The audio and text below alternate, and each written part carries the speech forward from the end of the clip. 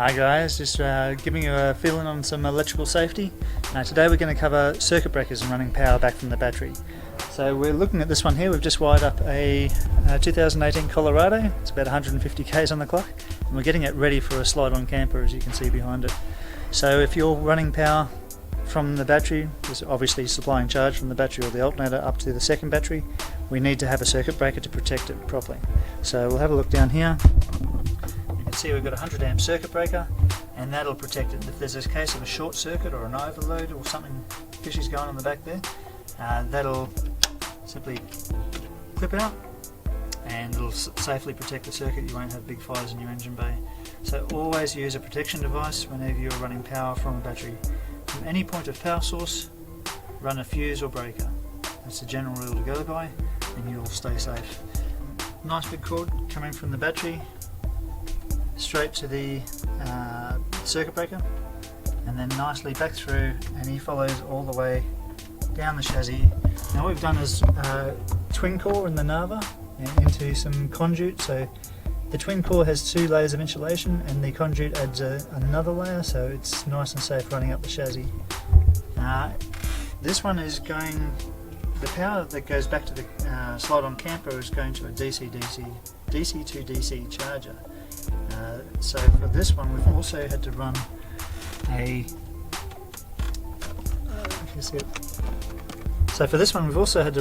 trigger wire.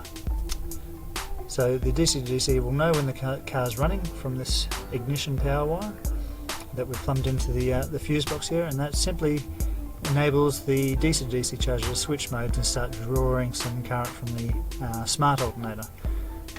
Again, we have run a wire from a power source, so you'll see inside this fuse box we can see we've run a little fuse. So if that wire decides to short out or rub on the chassis, what have you, that it protects it. It's all we need. It's a trigger wire, so all we need is like a little 2 amp fuse, and that protects it. Happy days. That helps with the charge issues with the smart alternator systems. It really helps. That's why a lot of these systems get the DC to DC chargers, to help utilize the alternator. So it runs nice down the chassis. We'll come around the back here and we'll show you how it's wired up. You can see it's not done it neatly to an Anson plug on the tray. There's our lovely conduit. It's all heat shrunk, so to try and keep out the moisture and all the grit from it. The ignition lead one, we've just done a little spade terminal onto a matching spade on this.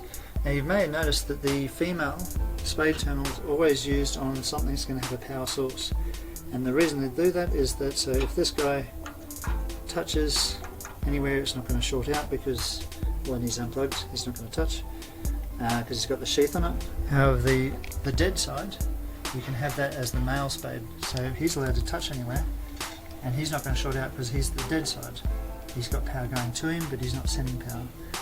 So that's why we do female spades on the live side, as so they protect itself. Alrighty, and that about sums it up. Inside there's another story.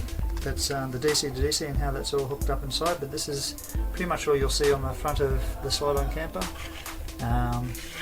Here's a nice gauge wiring going in. You don't need too heavy.